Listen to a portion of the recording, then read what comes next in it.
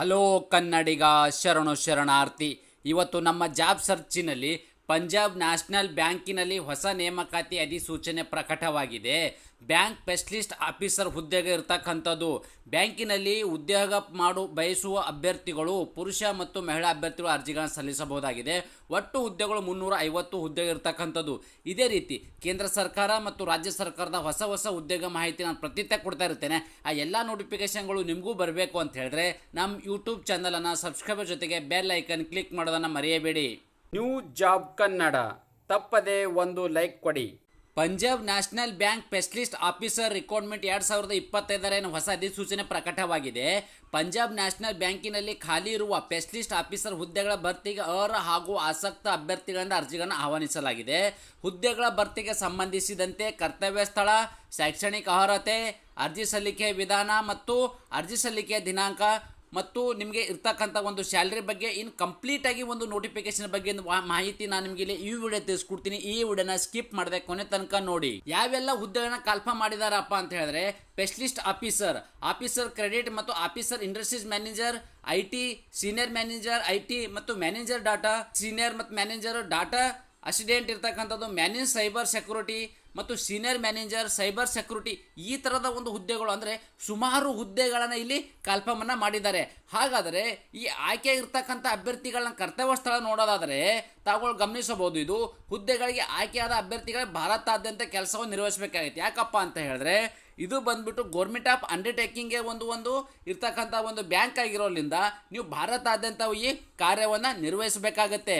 ಅದೇ ರೀತಿ ಖಾಲಿ ಇರುವ ಒಟ್ಟು ಹುದ್ದೆಗಳ ಸಂಖ್ಯೆ ಬಗ್ಗೆ ಮಾಹಿತಿ ನೋಡೋದ್ರೆ ಒಟ್ಟು 350 ಹುದ್ದೆಗಳ ಭರ್ತಿಗೆ ಅರ್ಜಿಗಳನ್ನು ಆಹ್ವಾನಿಸಲಾಗಿದೆ. ಎಷ್ಟು ಹುದ್ದೆ ಇರ್ತಕ್ಕಂಥದ್ದು? 350 ಹುದ್ದೆಗಳನ್ನ ಇಲ್ಲಿ ಕಲ್ಪನೆ ಮಾಡಿದ್ದಾರೆ. ಹಾಗಾದರೆ ತಾವುಗಳು ಗಮನಿಸಬಹುದು ಹುದ್ದೆ ಮತ್ತು ಹುದ್ದೆಗಳ ಸಂಖ್ಯೆ ಅಂದರೆ ಯಾವೆಲ್ಲ ಹುದ್ದೆಗಳ ಕಲ್ಪನೆ ಮಾಡಿದ್ದಾರೆ ನಿಮಗೆ ಮೊದಲೇ ಹೇಳಿದೆ. ಅದೇ ರೀತಿ ಈ ಹುದ್ದೆಗಳಿಗೆ ಎಷ್ಟೆಷ್ಟು ವೇಕೆನ್ಸಿಗಳು ಎಂಬುದನ್ನು ನಾವಿಲ್ಲಿ ಮಾಹಿತಿ ನೋಡೋದ್ರೆ ಆಫೀಸರ್ ಕ್ರೆಡಿಟ್ ಇರ್ತಕ್ಕಂಥವ್ರಿಗೆ ಇಲ್ಲಿ 250 ಹುದ್ದೆಗಳನ್ನು ಕಲ್ಪನೆ ಮಾಡಿದ್ದಾರೆ. ಆಫೀಸರ್ ಮತ್ತು ಇಂಡಸ್ಟ್ರಿ ಇರ್ತಕ್ಕಂಥವ್ರಿಗೆ 75 ಹುದ್ದೆಗೆ ಇರ್ತಕ್ಕಂಥದ್ದು ಮತ್ತು ಮ್ಯಾನೇಜರ್ IT ಹುದ್ದೆಗೆ ಸಂಬಂಧಪಟ್ಟ ಅಭ್ಯರ್ಥಿಗಳಿಗೆ ಇಲ್ಲಿ 5 ಹುದ್ದೆ ಇರ್ತಕ್ಕಂಥದ್ದು, ಸೀನಿಯರ್ ಮ್ಯಾನೇಜರ್ ITಗೆ ಇರ್ತಕ್ಕಂಥದ್ದು 5 ಹುದ್ದೆಗೆ ಇರ್ತಕ್ಕಂಥದ್ದು, ಮ್ಯಾನೇಜರ್ ಡಾಟಾ ಇದು ಸೆಟ್ಟಿಂಗ್ ಇರ್ತಕ್ಕಂಥವ್ರಿಗೆ ಇಲ್ಲಿ 3 ಹುದ್ದೆ ಇರ್ತಕ್ಕಂಥದ್ದು, ಸೀನಿಯರ್ ಮ್ಯಾನೇಜರ್ ಡಾಟಾ ಸೆಟ್ಟಿಂಗ್ ಇರ್ತಕ್ಕಂಥವ್ರಿಗೆ ಇಲ್ಲಿ 2 ಹುದ್ದೆ ಇರ್ತಕ್ಕಂಥದ್ದು, ಮ್ಯಾನೇಜರ್ ಸೈಬರ್ ಸೆಕ್ಯೂರಿಟಿಗೆ ಇರ್ತಕ್ಕಂಥದ್ದು 5 ಹುದ್ದೆಗಳು ಇರ್ತಕ್ಕಂಥದ್ದು. ಅದೇ ರೀತಿ ಸೀನಿಯರ್ ಮ್ಯಾನೇಜರ್ ಸೈಬರ್ ಸೆಕ್ಯೂರಿಟಿಗೆ ಸಂಬಂಧಪಟ್ಟ ಹುದ್ದೆಗೆ ಇಲ್ಲಿ 5 ಹುದ್ದೆಗಳು. ಹಾಗಾದರೆ ಯಾವೆಲ್ಲ ಹುದ್ದೆಗಳು ಮತ್ತು ಆ ಹುದ್ದೆಗೆ ಸಂಬಂಧಪಟ್ಟ ಅಭ್ಯರ್ಥಿಗಳಿಗೆ ಎಷ್ಟು ಹುದ್ದೆಗಳು ಎಂಬುದನ್ನು ನಾವಿಲ್ಲಿ ಕ್ಲಿಯರ್ ಕಟ್ಟಾಗಿ ಇಲ್ಲಿ ನಾವು ಮಾಹಿತಿಯನ್ನು ನೋಡಿದ್ದೇವೆ.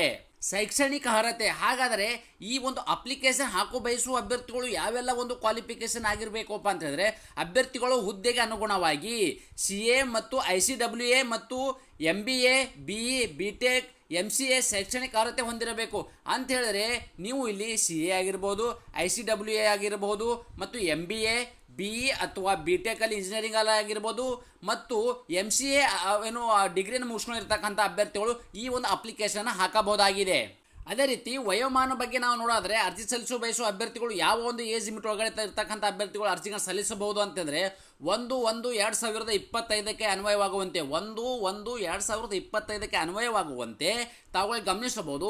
ಹುದ್ದೆ ಮತ್ತು ಈ ವಯೋಮಾನ ಅಂದರೆ ಯಾವೆಲ್ಲ ಹುದ್ದೆಗಳಿಗೆ ಮತ್ತು ಎಷ್ಟು ಏಜ್ ಲಿಮಿಟ್ ಇರ್ತಕ್ಕಂಥ ಅಭ್ಯರ್ಥಿಗಳು ಅರ್ಜಿಗಳು ಸಲ್ಲಿಸಬಹುದು ಅಂತ ಹೇಳೋದಾದರೆ ಆಫೀಸರ್ ಕ್ರೆಡಿಟ್ ಮತ್ತು ಆಫೀಸರ್ ಇಂಡಸ್ಟ್ರೀಸ್ 2 ಹುದ್ದೆಗೆ ಸಂಬಂಧಪಟ್ಟ ಅಭ್ಯರ್ಥಿಗಳಿಗೆ ಇಲ್ಲಿ 21ರಿಂದ 30 ವರ್ಷ ಒಳಗಡೆ ಇರ್ತಕ್ಕಂಥ ಅಭ್ಯರ್ಥಿಗಳು ಹಾಕಬಹುದು ಮತ್ತು ಮ್ಯಾನೇಜರ್ IT ಹುದ್ದೆಗೆ ಸಂಬಂಧಪಟ್ಟ ಅಭ್ಯರ್ಥಿಗಳು ಇಲ್ಲಿ 25ರಿಂದ 35 ವರ್ಷ, ಸೀನಿಯರ್ ಮ್ಯಾನೇಜರ್ ಮತ್ತು ITಗೆ ಸಂಬಂಧಪಟ್ಟ ಹುದ್ದೆಗೆ ಸಂಬಂಧಪಟ್ಟ 27ರಿಂದ 30 ಮತ್ತು ಮ್ಯಾನೇಜರ್ ಡಾಟಾ ಸೆಟ್ಟಿಂಗ್ ಇರ್ತಕ್ಕಂಥವ್ರಿಗೆ 25ರಿಂದ 35 ಮತ್ತು ಸೀನಿಯರ್ ಮ್ಯಾನೇಜರ್ ಡಾಟಾ ಸೆಟ್ಟಿಂಗ್ ಇರ್ತಕ್ಕಂಥವ್ರಿಗೆ 27ರಿಂದ 38. ಅದೇ ರೀತಿ ಮ್ಯಾನೇಜರ್ ಸೈಬರ್ ಸೆಕ್ಯೂರಿಟಿಗೆ ಸಂಬಂಧಪಟ್ಟ ಅಭ್ಯರ್ಥಿಗಳಿಗೆ 25ರಿಂದ 35 ವರ್ಷ ಒಳಗಡೆ ಇರಬೇಕು. ಅದೇ ರೀತಿ ಸೀನಿಯರ್ ಮ್ಯಾನೇಜರ್ ಸೈಬರ್ ಸೆಕ್ಯೂರಿಟಿಗೆ ಹುದ್ದೆಗೆ ಸಂಬಂಧಪಟ್ಟ ಅಭ್ಯರ್ಥಿಗಳಲ್ಲಿ 27ರಿಂದ 38 ವರ್ಷದ ಒಳಗಡೆ ಇರಬೇಕು. ಹಾಗಾದರೆ ವಯಸ್ಸಳಿಕೆ ಕೂಡ ನೀಡಲಾಗಿದೆ. ಇದು ಏನು ನಾನು ನಿಮಗೆಲ್ಲ ಏಜ್ ಬಗ್ಗೆ ಹೇಳಿದ್ನಲ್ಲ, ಇದು ನಿಮಗೆ ಜನರಲ್ ಕ್ಯಾಟಗರಿಗೆ ಸಂಬಂಧಪಟ್ಟ ಅಭ್ಯರ್ಥಿಗಳಿಗೆ. ಅದೇ ರೀತಿ SC/ST ಅಭ್ಯರ್ಥಿಗಳಿಗೆ 5 ವರ್ಷ ವಯಸ್ಸಳಿಕೆವಿದ್ದು OBC ಅಭ್ಯರ್ಥಿಗಳಿಗೆ 3 ವರ್ಷ ವಯಸ್ಸಳಿಕೆವಿದೆ. PWD ಅಭ್ಯರ್ಥಿಗಳಿಗೆ ಇಲ್ಲಿ 10 ವರ್ಷ ವಯಸ್ಸಳಿಕೆಯನ್ನು ನೀಡಲಾಗಿದೆ. ಹಾಗಾದರೆ ಆಯ್ಕೆಯಾಗಿರ್ತಕ್ಕಂಥ ಅಭ್ಯರ್ಥಿಗಳ ಬಗ್ಗೆ ನಾವು ಇಲ್ಲಿ ವೇತನ ಕೂಡ ನೋಡಿದ್ರೆ ತಾವು ಗಮನಿಸಬಹುದು. ಹುದ್ದೆ ಮತ್ತು ವೇತನ ಇಲ್ಲಿ ಆಫೀಸರ್ ಕ್ರೆಡಿಟ್ ಮತ್ತು ಇಂಡಸ್ಟ್ರೀಸ್ ಮತ್ತು ಆಫೀಸರ್ಗೆ ಇರ್ತಕ್ಕಂಥದ್ದು ಇಲ್ಲಿ 48,480 ರೂಪಾಯಿ ಅವರಿಗೆ ಪ್ರತಿ ತಿಂಗಳು ಸಿಗ್ತಕ್ಕಂಥ ವೇತನವಾಗಿದ್ದರೆ ಮ್ಯಾನೇಜರ್ ಐ ಟಿಗೆ 64,820. ಅದೇ ರೀತಿ ಮ್ಯಾನೇಜರ್ ಮತ್ತು ಐ ಟಿ ಸೀನಿಯರ್ಗೆ ಇರ್ತಕ್ಕಂಥದ್ದಕ್ಕೆ 85,920. ಇದೇ ರೀತಿ ಯಾವೆಲ್ಲ ಹುದ್ದೆಗಳಿದ್ದಾವೆ ಆ ಹುದ್ದೆಗೆ ಸಂಬಂಧಪಟ್ಟ ಅಭ್ಯರ್ಥಿಗಳಿಗೆ ಇಲ್ಲಿ ತಾವುಗಳು ಗಮನಿಸಬಹುದು ಎಷ್ಟೆಲ್ಲ ವೇತನಗಳಿದೆ ಎಂಬುದನ್ನು ತಾವುಗಳು ಇಲ್ಲಿ ನೋಟ್ ಮಾಡ್ಕೊಳ್ಳಿ. ಓಕೆ, ಆಯ್ಕೆ ವಿಧಾನ. ಹಾಗಾದರೆ ಈ ಅಪ್ಲಿಕೇಶನ್ ಹಾಕಿರ್ತಕ್ಕಂಥ ಅಭ್ಯರ್ಥಿಗಳನ್ನ ಸೆಲೆಕ್ಷನ್ ಹೇಗೆ ಮಾಡ್ತಾರಪ್ಪ ಅಂತಂದರೆ ಆನ್ಲೈನ್ ಲಿಖಿತ ಪರೀಕ್ಷೆ ಹಾಗೂ ಸಂದರ್ಶನ ನಡೆಸಿ ಅಭ್ಯರ್ಥಿಗಳನ್ನು ಹುದ್ದೆಗೆ ಆಯ್ಕೆ ಮಾಡಲಾಗುವುದು. ಇಲ್ಲಿ ಮೊದಲನೇದಾಗಿ ನಿಮಗೆ CBT ಎಕ್ಸಾಮ್ ನಡೆಸ್ತಾರೆ, ಅಂದರೆ ಆನ್ಲೈನ್ ಮುಖಾಂತರ ಒಂದು ಎಕ್ಸಾಮ್ ನಡೆಸ್ತಾರೆ. ಆ ಎಕ್ಸಾಮಲ್ಲಿ ಕ್ವಾಲಿಫೈ ಆಗಿರ್ತಕ್ಕಂಥ ಅಭ್ಯರ್ಥಿಗಳನ್ನು ಸಂದರ್ಶನ ನಡೆಸಿ ಮೆರಿಟ್ ಆಧಾರದ ಮೇಲೆ ಹುದ್ದೆಗಳಿಗೆ ಆಯ್ಕೆಯನ್ನು ಮಾಡಲಾಗುವುದು. ಹಾಗಾದರೆ ಇಲ್ಲಿ ತಾವುಗಳು ಗಮನಿಸಬಹುದು, ಮುಖ್ಯವಾಗಿ ಈ ಏನು ಕೇಂದ್ರ ಸರ್ಕಾರದ ಒಂದು ಸೌಮ್ಯದಲ್ಲಿ ಕೆಲಸ ಮಾಡ್ತಕ್ಕಂಥ ಒಂದು ಪಂಜಾಬ್ ನ್ಯಾಷನಲ್ ಬ್ಯಾಂಕ್ ಆಗಿರೋದ್ರಿಂದ ಇದು ಕರ್ನಾಟಕದಲ್ಲಿ ಕೂಡ ಎಕ್ಸಾಮ್ ಸೆಂಟರ್ ಇದೆ. ಅಂದರೆ ಅಪ್ಲಿಕೇಶನ್ ಹಾಕಿರ್ತೀರಿ, ಅಪ್ಲಿಕೇಶನ್ ನೀವು ಎಕ್ಸಾಮ್ ಬರೀಬೇಕಂತಂದರೆ ಕರ್ನಾಟಕದಲ್ಲಿ ಕೂಡ ಎಕ್ಸಾಮ್ ಸೆಂಟರ್ಗೆ ಇಲ್ಲಿ ಅವಕಾಶವಿದ್ದು ಎಕ್ಸಾಮ್ ಸೆಂಟ್ರಲ್ಲಿ ಯಾವುದ್ಯಾವುದರಲ್ಲಿದೆ ಅಂತ ಹೇಳಿದ್ರೆ ತಾವು ಗಮನಿಸಬಹುದು. ಇಲ್ಲಿ ಬೆಂಗಳೂರು, ಹುಬ್ಬಳ್ಳಿ ಮತ್ತು ಧಾರವಾಡ ಪರೀಕ್ಷಾ ಕೇಂದ್ರಗಳಲ್ಲಿ ಪರೀಕ್ಷೆ ನಡೆದಿದೆ. ಅಂದರೆ ಕರ್ನಾಟಕದಲ್ಲಿ 3 ಒಂದು ಲೊಕೇಶನ್ ಕೊಟ್ಟಿದ್ದಾರೆ. ಈ ಏನು ಬೆಂಗಳೂರು, ಹುಬ್ಬಳ್ಳಿ ಮತ್ತು ಧಾರವಾಡ ಈ 3 ಲೊಕೇಶನದಲ್ಲಿ ತಮ್ಮ ಎಕ್ಸಾಮನ್ನು ಇಲ್ಲಿ ನೀವು ಬರೆಯಬಹುದಾಗಿದೆ. ಹಾಗಾದರೆ ಅಭ್ಯರ್ಥಿಗಳ ಒಂದು ಅರ್ಜಿ ಸಲ್ಲಿಕೆ ವಿಧಾನ ಬಗ್ಗೆ ನೋಡಿದ್ರೆ ಅಭ್ಯರ್ಥಿಯು ಈ ಹುದ್ದೆಗಳಿಗೆ ಆನ್ಲೈನ್ ಮೂಲಕ ಅರ್ಜಿಗಳನ್ನು ಸಲ್ಲಿಸಬೇಕು.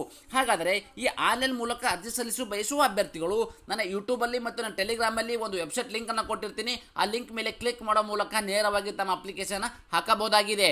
ಅರ್ಜಿ ಶುಲ್ಕ ಬಗ್ಗೆ ನಾವು ವಿವರವನ್ನು ನೋಡಿದ್ರೆ SC ST PWD ಅಭ್ಯರ್ಥಿಗಳಿಗೆ ಇಲ್ಲಿ 59 ರೂಪಾಯಿ ಇಲ್ಲಿ ಅರ್ಜಿ ಶುಲ್ಕವಿದ್ದರೆ ಉಳಿದೆಲ್ಲ ಅಭ್ಯರ್ಥಿಗಳಿಗೆ ಅಂದರೆ ಇದು ಜನರಲ್ ಕ್ಯಾಟಗರಿ ಮತ್ತು OBC ಕ್ಯಾಟಗರಿ ಸಂಬಂಧಪಟ್ಟ ಅಭ್ಯರ್ಥಿಗಳಿಗೆ 1,180 ರೂಪಾಯಿ ಅವರಿಗೆ ಅರ್ಜಿ ಶುಲ್ಕವಿದೆ. ಹಾಗಾದರೆ ಈ ಅರ್ಜಿ ಶುಲ್ಕವನ್ನು ಹೇಗೆ ಪಾವತಿಸಬೇಕಪ್ಪ ಅಂತಂದರೆ ನಿಗದಿಪಡಿಸಿದ ಶುಲ್ಕವನ್ನು ಆನ್ಲೈನ್ ಮೂಲಕ ಕ್ರೆಡಿಟ್ ಕಾರ್ಡ್, ಡೆಬಿಟ್ ಕಾರ್ಡ್ ಮತ್ತು ನೆಟ್ ಬ್ಯಾಂಕಿಂಗ್ UPI ಮೂಲಕ ತಮ್ಮ ಆನ್ಲೈನ್ ಮುಖಾಂತರನೇ ಅಪ್ಲಿಕೇಶನ್ ಫೀನ ನೀವು ಪೇ ಮಾಡಬಹುದಾಗಿದೆ. ಅದೇ ರೀತಿ ಅರ್ಜಿ ಸಲ್ಲಿಕೆಯ ಪ್ರಾರಂಭ ದಿನಾಂಕ ಬಗ್ಗೆ ನಾವು ಮಾಹಿತಿ ನೋಡಿದ್ರೆ ಮಾರ್ಚ್ 3, 2025 ಆಡಿ ಪ್ರಾರಂಭವಾಗಿದ್ದು ಅರ್ಜಿ ಸಲ್ಲಿಸಲು ಕೊನೆಯ ದಿನಾಂಕ ಮಾರ್ಚ್ 24, 2025 ಇಷ್ಟರೊಳಗಡೆ ತಮ್ಮ ಅರ್ಜಿಗಳನ್ನು ಸಲ್ಲಿಸಬೇಕು. ಹಾಗಾದರೆ ತಾತ್ಕಾಲಿಕ ಆನ್ಲೈನ್ ಪರೀಕ್ಷೆ ನಡೆಯುವುದು ಅಂದರೆ ನಿಮಗೆ ಏಪ್ರಿಲ್ ಮತ್ತು ಮೇ ತಿಂಗಳಲ್ಲಿ 2025 ಒಂದು ಈ ತಿಂಗಳಲ್ಲಿ ಎಕ್ಸಾಮನ್ನು ನಡೆಯಲಿದೆ. ಅಷ್ಟರೊಳಗಡೆ ತಮ್ಮ ಪ್ರಿಪ್ರೇಷನ್ನ ಸ್ಟಾರ್ಟ್ ಮಾಡ್ಕೊಳ್ಳಿ. ಇದೇ ರೀತಿ ಕೇಂದ್ರ ಸರ್ಕಾರ ಮತ್ತು ರಾಜ್ಯ ಸರ್ಕಾರದ ಹೊಸ ಉದ್ಯೋಗ ಮಾಹಿತಿಗಾಗಿ ನಮ್ಮ ಯೂಟ್ಯೂಬ್ ಚಾನಲ್ನ ಸಬ್ಸ್ಕ್ರೈಬರ್ ಜೊತೆಗೆ ಬೆಲ್ ಐಕನ್ ಕ್ಲಿಕ್ ಮಾಡೋದನ್ನು ಮರೆಯಬೇಡಿ. ನ್ಯೂ ಜಾಬ್ ಕನ್ನಡ ತಪ್ಪದೆ ಒಂದು ಲೈಕ್ ಕೊಡಿ.